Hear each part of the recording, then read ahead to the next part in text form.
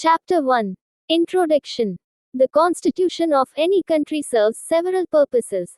It lays out certain ideals that form the basis which we as citizens aspire to live in. The Indian Constitution also has certain core constitutional values that constitute its spirit and are expressed in its various articles and provisions. The preamble of Indian Constitution embodies the fundamental values and the philosophy on which the Constitution is based. The preamble provides a key to unlock and explore the spirit of our Constitution. Without it, a proper appreciation of the objectives and values that find place in our Constitution seems a remote possibility. The preamble to our Constitution reads as follows. We, the people of India, having solemnly resolved to constitute India into a sovereign, socialist, secular, democratic republic and to secure to all its citizens justice, social, economic and political liberty of thought, expression, belief, faith and worship, equality of status and of opportunity, and to promote among them all fraternity, assuring the dignity of the individual and the unity and integrity of the nation. In our Constituent Assembly this 26th day of November, 1949, do hereby adopt, enact and give to ourselves this Constitution. The 42nd Amendment, inclusion of the term, Socialist Q. 1.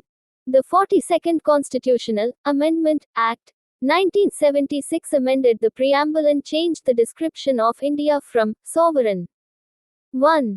Added by Constitution 42nd Amendment Act, 1976. Q. 1. Elaborate Weather Competition Act, 2002 fulfills the constitutional objective of socialist states where state is required to accomplish a number of welfare obligations. 1.1. 1.2. Competition Law. Democratic Republic, to a sovereign, socialist secular democratic republic, and also changed the words, unity of the nation, to unity and integrity of the nation. The term socialist implies social and economic equality among the people. Social equality in this context means the absence of discrimination on the grounds only of caste, color, creed, sex, religion, or language. Under social equality, everyone has equal status and opportunities. Economic equality in this context means that the government endeavor to make the distribution of wealth more equal and provide a decent standard of living for all. In D.S. Nakara vs. Union of India, A 1983 SC 183, the Supreme Court observed that the principal objective of socialist state is to wipe out the inequality in economic conditions, status and standards of life. In a democratic welfare economy, the role of state is never out of season and reason. Our Constitution directs the state to ensure planned and coordinated social advance in all fields while preventing concentration of wealth and power in few hands.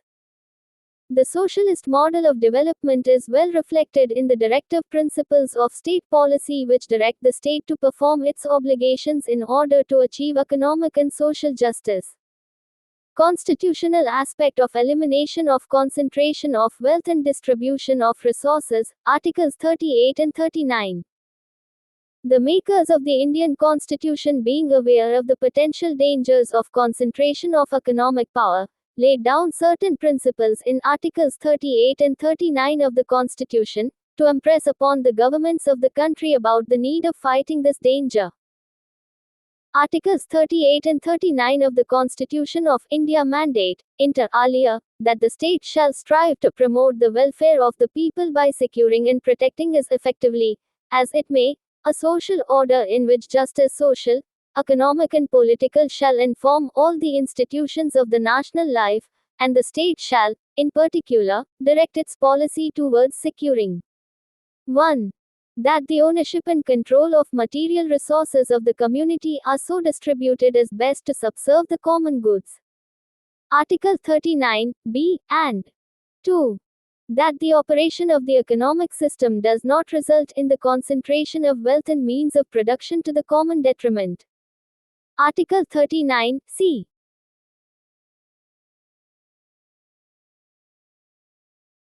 These articles reflect the aim of moving India towards a welfare state and building a just and equitable society. In Central Inland Water Transport Corporation vs. Brajunath Ganguly, 19863, S.C. C. 156, the Supreme Court held that Article 38 and 39 of the Constitution embody the jurisprudential doctrine of distributive justice. The concept of distributive justice in the sphere of lawmaking connote, inter alia, the removal of economic inequalities, rectifying the injustice resulting from dealings and transactions between unequals in the society. In State of Tamil Nadu vs. Abu Kavarbai, 19841, S.C. C.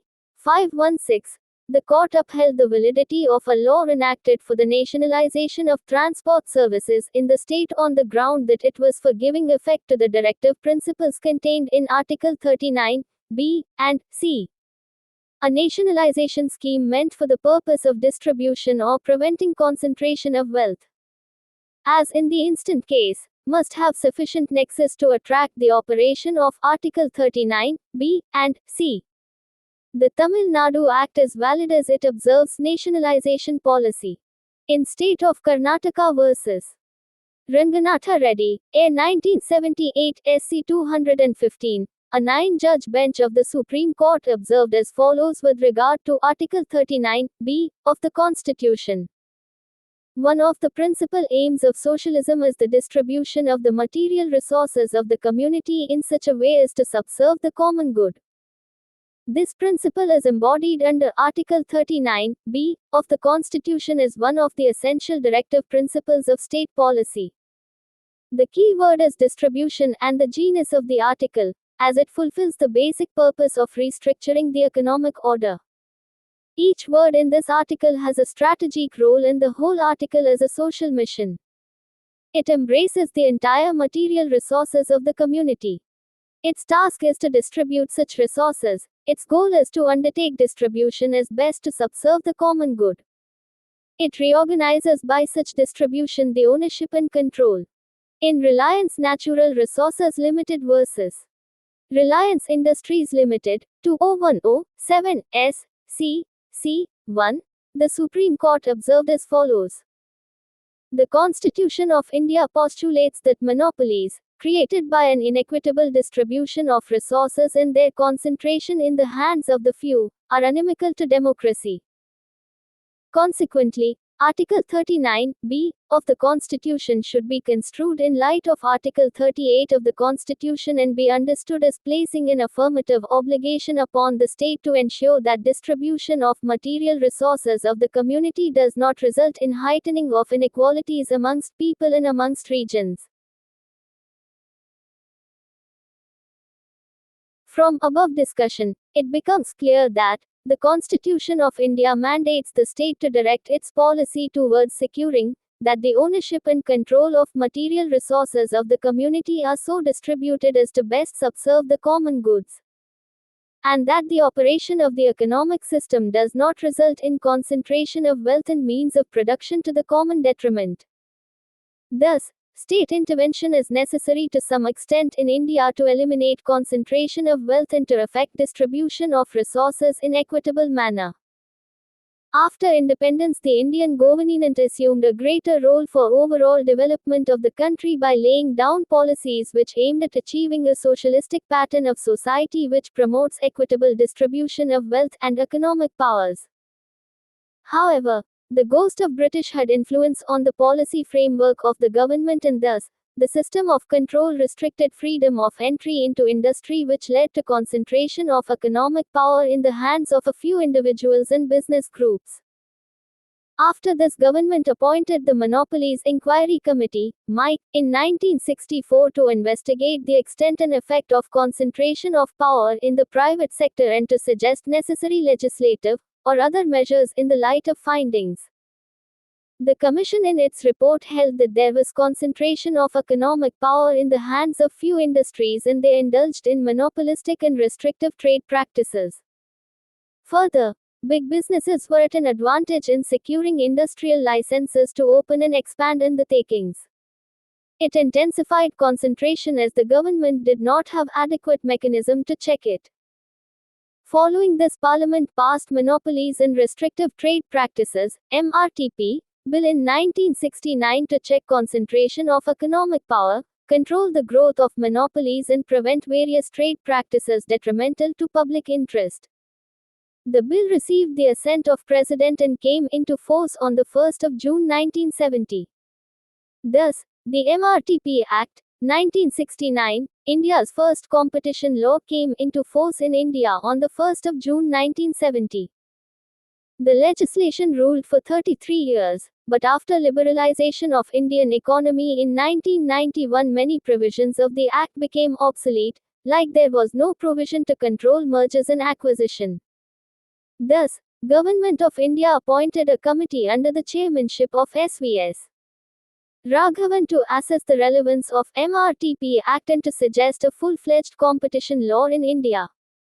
The committee recommended the scrapping of the MRTP Act and the adoption of new competition law. Thereafter, Parliament enacted the Competition Act 2002. With this brief introduction, now the questions which arise are: what is competition? What is competition law? And what is competition policy? 2.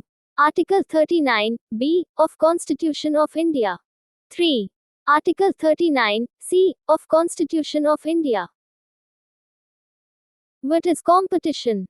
Generally, the consumers everywhere, even in the most developed countries, have poor information of the necessary particulars of any product, including the current market price, the price range or the quality of the suppliers, and comparable products or services.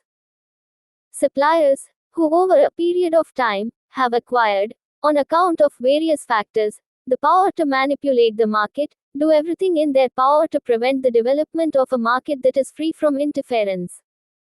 One reason for this is their intention of retaining the fixed percentage of profits, and this can be possible only by restraining or eliminating competition.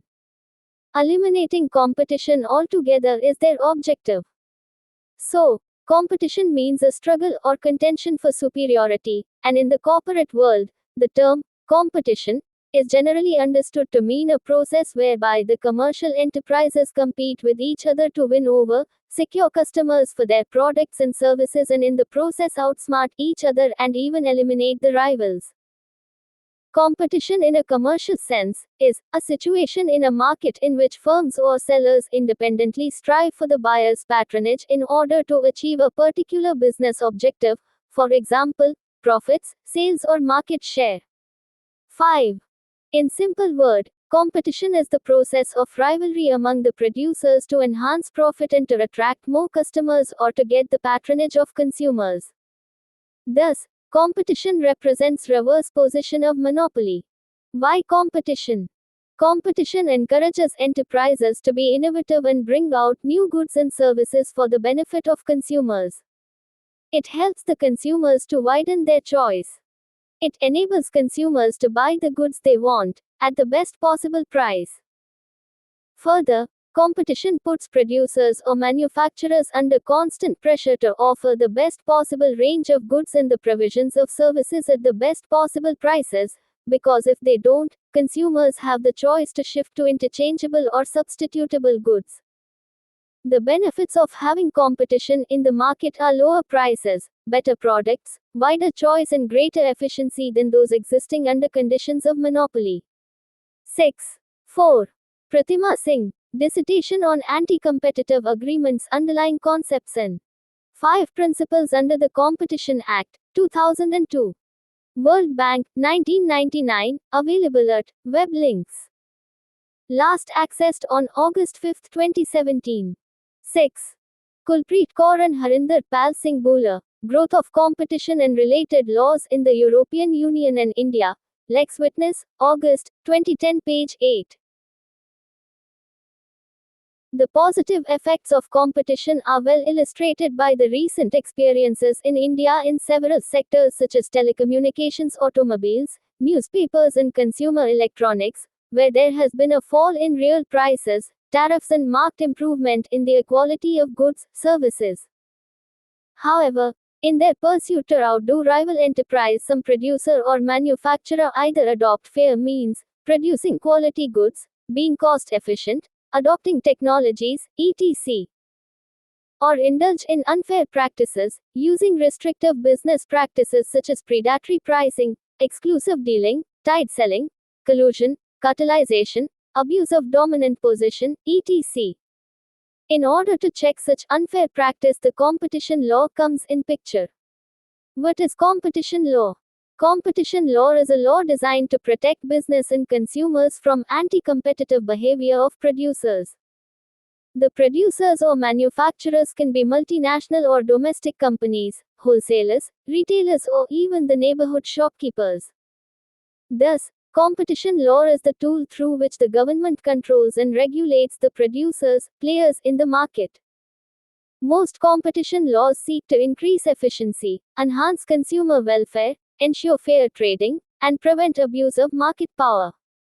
The three areas of enforcement that are provided for in most competition laws are I. Anti-competitive agreements, E. Abuse of dominance, and E. Mergers which have potential for anti-competitive effect. The reasons for adoption of competition laws vary across countries. These are usually on account of concerns about high level of market concentration, formation of cartels, state monopolies, privatization and deregulation, meeting with the requirements of bilateral and plurilateral trade agreements, and in addition, to take care of cross-border competition dimensions and concerns. TUD.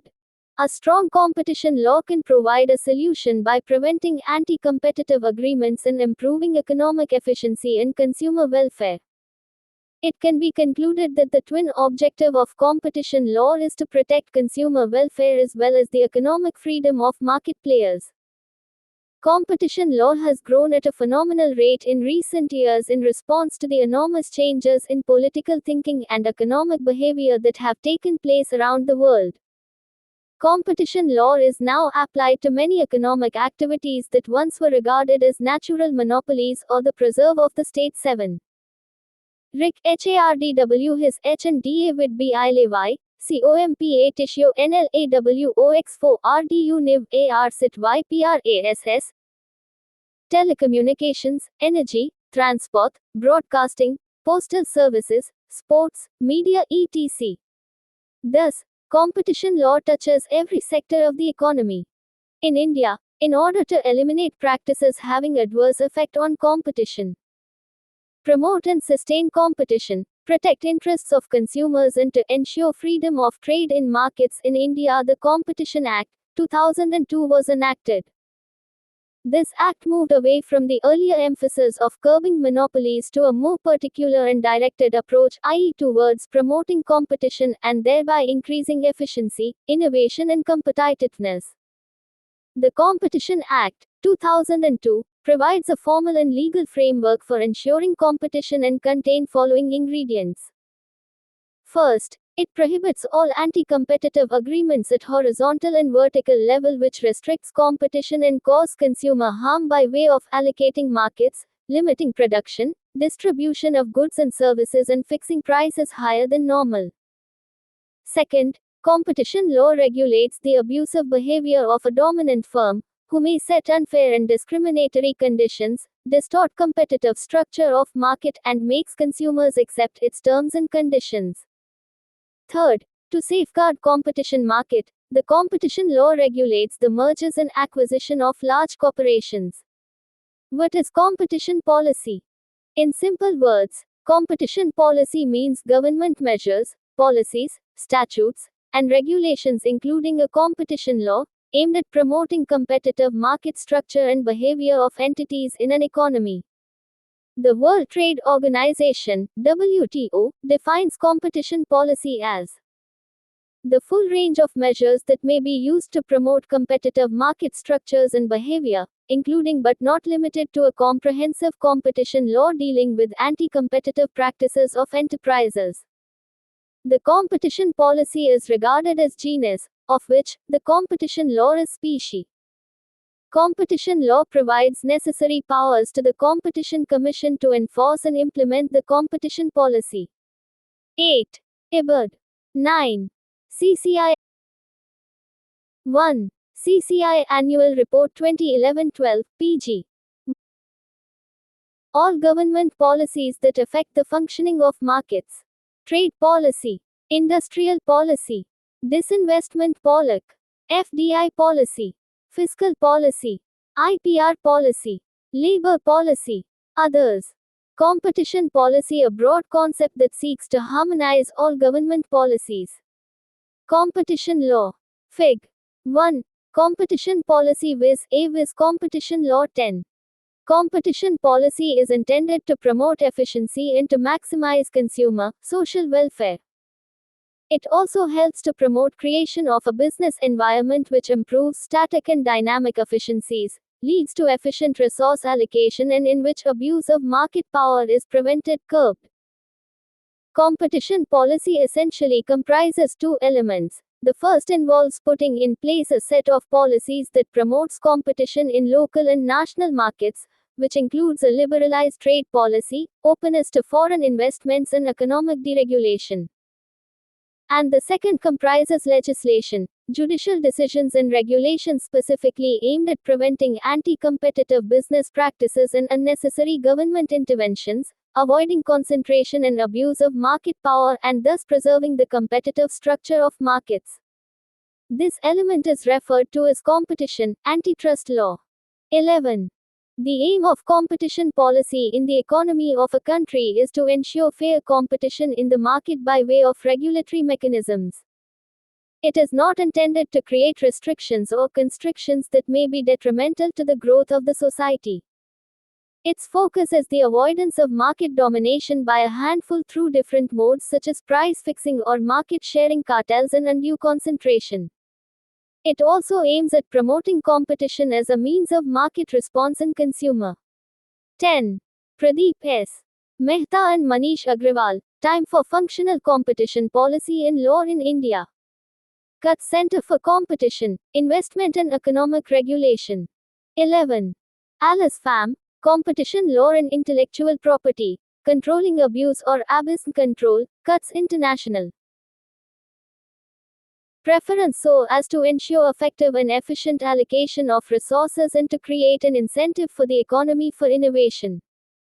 Companies can monopolize their technologies for a limited period of time, but they cannot maintain a monopoly over the market. The central economic goal of the competition policy is the preservation and promotion of the competitive process. It is a symbolic process, which encourages efficiency in the production and allocation of goods and services over a period of time through its effects on innovation and adjustment to technological change. In conditions of effective competition, competitors will be having equal opportunities to compete for their own economic interest, and therefore the quality of their outputs and resource deployment will be given top priority in order to sustain and succeed in the market by meeting consumers' demand at the lowest possible cost. Competition policy should be an integral part of a country's economic development plan, as it is beneficial to consumers who will pay lower prices for better quality products. History of competition policy in India. India pursued the strategy of planned economic development since the early 1950s. In the industrial sector, the main objective of the strategy was the development of a broad industrial base with a view to achieve speedy self-reliance and promise social justice. Under the industrial policy, the commanding heights of the economy were to be in the public sector. The Industrial Development and Regulation Act, 1951 and the Monopolies and Restrictive Trade Practices Act, MRTPA, 1969 inter alia, gave state the comprehensive control over the direction, pattern and quantum of investments. There were also extensive reservations and concessions in favor of small-scale industries. The Industrial Policy Statement of 1980 focused attention on competition in domestic market, technology upgradation and modernization. The reforms were taken on higher scale in 1991. The Industrial Policy Statement of 1991 emphasized the attainment of technological dynamism and international competitiveness. It liberalized industrial licensing, dispensing with requirement of prior government approval before effecting expansion of undertakings, registered under the MRTPA. The common thread running through the economic reforms, particularly those since 1991, has been to free the economy and sector from governmental controls and allow market forces to determine economic activity. An expert group established by the Union Ministry of Commerce in 1997 to study issues relating to the interaction between trade and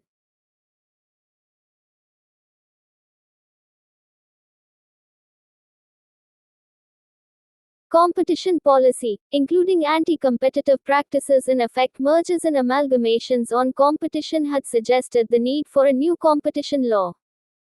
Subsequently, a high-level committee on competition law and policy, which was known as the Raghavan Committee, was set up in 1996 to recommend a suitable legislation framework relating to competition law and policy. The committee report stressed the need to harmonize conflict between competition policy and other government policies. The report also highlighted that the MRTPA has its own limitations and fails to satisfy all the requirements of competition law.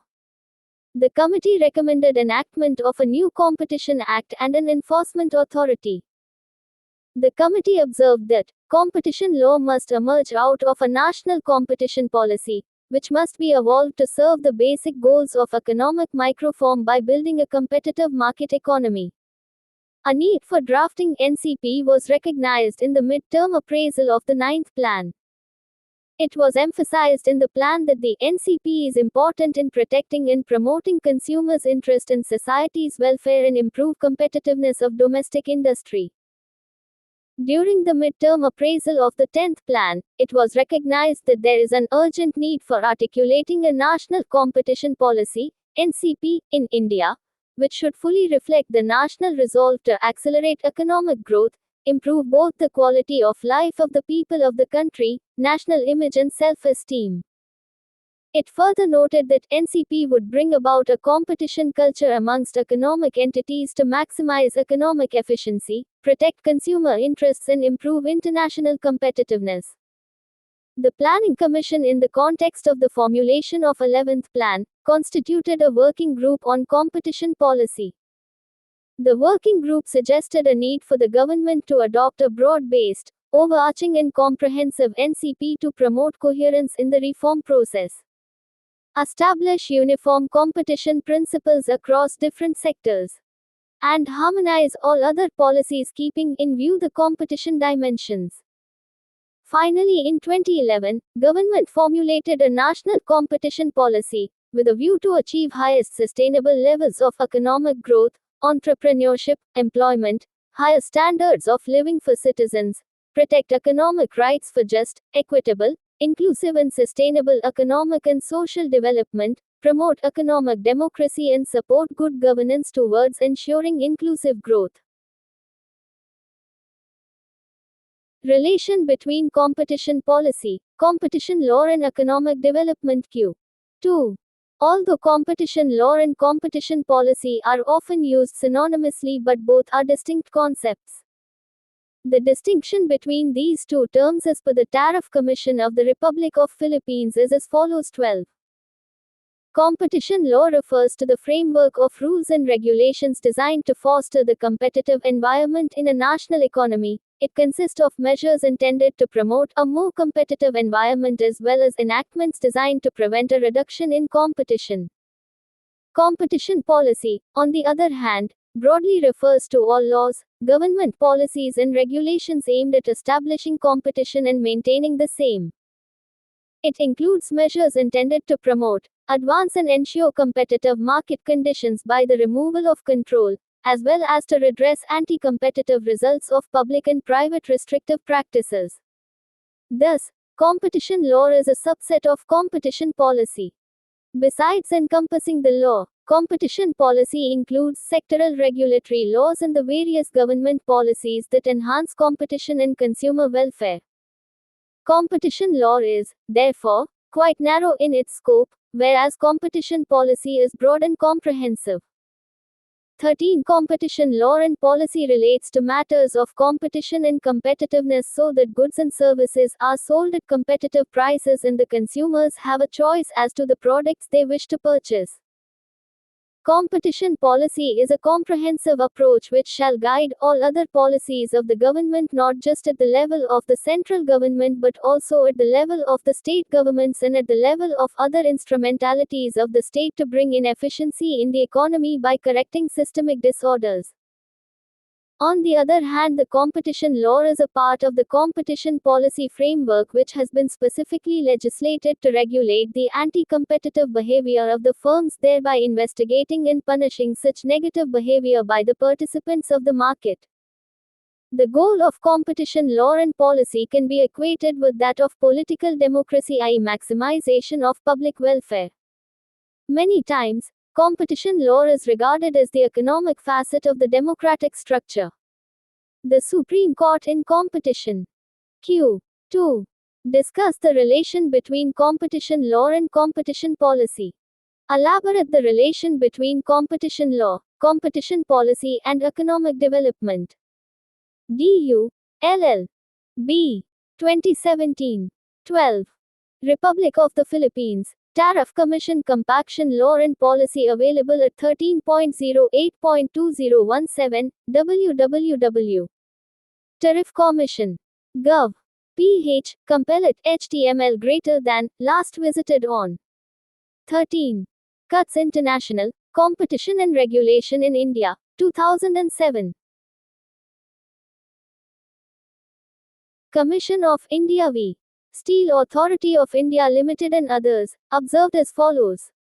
Most countries in the world have enacted competition laws to protect their free market economies, an economic system in which the allocation of resources is determined solely by supply and demand. The rationale of free market economy is that the competitive offers of different suppliers allow the buyers to make the best purchase.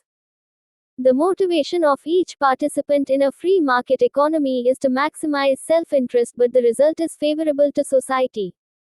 As Adam Smith observed, there is an invisible hand at work to take care of this.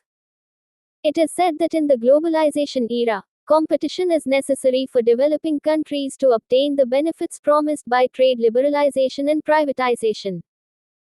15. Further, it is widely accepted that competition contributes to economic development, because competition stimulates increased efficiency in innovation, production and resource use, which in turn leads to enterprise development and increased aggregate welfare. Further, competitive markets provide macroeconomic benefits. Competition provides enterprises with incentives to adjust to internal and external shocks, and these individual adjustments help reduce the cost of such shocks to the macroeconomy.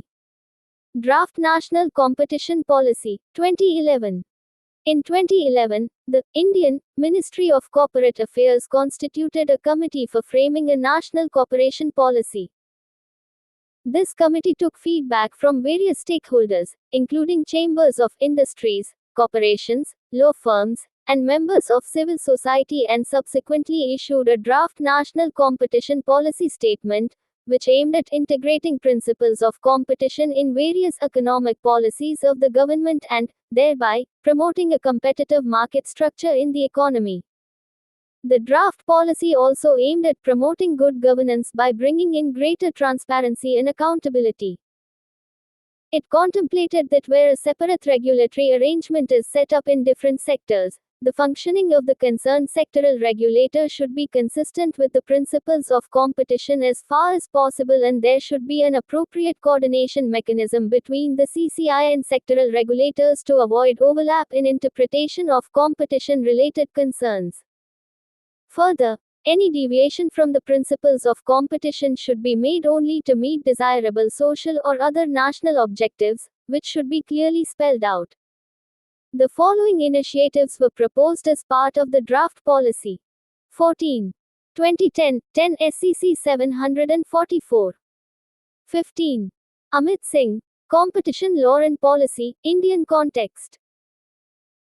Black Circle Institutional Separation between Policy Making, Operations, and Regulation. Black Circle, a review of existing policies, statutes, and regulations of the government, which may restrict or undermine competition, from a competition perspective with a view to removing or minimizing their competition restricting effects. Black Circle, a procedure for making a competition impact assessment of proposed policy, law, and regulations before they are finalized. Competitive neutrality, such as adoption of policies which establish a level playing field, where government businesses compete with private sector. Black Circle, national, regional, and international cooperation in the field of competition policy enforcement and advocacy. And Black Circle, in order to ensure effective competition, third-party access to essential facilities in the infrastructure sector, owned by a dominant enterprise, to be provided on reasonable and fair terms. While the draft policy has not yet been put into effect, its mandate and intent rings loud and clear in any analysis. Operation of the regulatory framework governing a particular sector will implicitly involve a competition law analysis of the sector, with the end goal being a pro-competitive structure leading to consumer welfare. Objectives of Competition Law Act. The preamble of the Act enumerates the objectives of the Act as follows. I. To prevent practices leaving adverse effect on competition. E. To promote and sustain competition in the markets. E. To protect the interest of consumers. IV. To ensure freedom of trade carried on by other participants in the markets in India. In CCIV. Steel Authority of India, 2010-10-SC, 744, the Supreme Court observed as follows. As per the statements of objects and reasons, this enactment is India's response to the opening up of its economy, removing control and resorting to liberalization. The natural corollary of this is that the Indian market should be geared to face competition from within the country and outside. The bill sought to ensure fair competition in India by prohibiting trade practices which cause appreciable adverse effect on the competition in market within India, and for this purpose establishment of a quasi-judicial body was considered essential. The other object was to curb the negative aspects of competition through such a body, namely, the Competition Commission of India, for short. The Commission, which has the power to perform different kinds of functions, including passing of interim orders and even awarding compensation and imposing penalty. The Director General appointed under Section 16(1) of the Act is a specialized investigating wing of the Commission. In short, the establishment of the Commission and enactment of the Act was aimed at preventing practices having adverse effect on competition, to protect the interest of the consumer and to ensure fair trade carried out by other participants in the market in India and for matters connected therewith and incidental thereto. In short, the Competition Act seeks to ensure fair competition in India by prohibiting trade practices which cause appreciable adverse effect on competition in markets in India, promote and sustain competition in markets in India, promote and sustain competition in markets, protect the interests of consumers and ensure freedom of trade carried on by other participants in markets. 16. Further, the main objective of competition law is to promote economic efficiency using competition as one of the means of assisting the creation of market responsive to consumer preferences.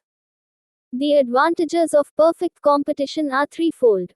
First, allocative efficiency, which ensures the effective allocation of resources. Second, productive efficiency, which ensures that costs of production are kept at a minimum. And third, dynamic efficiency, which promotes innovative practices. These factors by and large have been accepted all over the world as the guiding principles for effective implementation of competition law. 17. Thus, the main objective of the Commission is to promote and sustain competition in the market and to make markets more responsive to consumer preferences. To achieve its objective, the Competition Commission of India endeavors to do the following. A. Make the markets work for the benefit and welfare of consumers. B. Ensure fair and healthy competition in economic activities in the country for faster and inclusive growth and development of economy. C. Implement competition policies with an aim to effectuate the most efficient utilization of economic resources. D. Develop and nurture effective relations and interactions with sectoral regulators' laws in tandem with the competition law. A. Effectively carry out competition advocacy and spread the information on benefits of competition among all stakeholders to establish and nurture competition culture in Indian economy.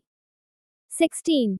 D.P. Mittal, Taxman's Competition Law and Practice, a comprehensive section-wise commentary on law relating to Competition Act, 36, Taxman Publication, P.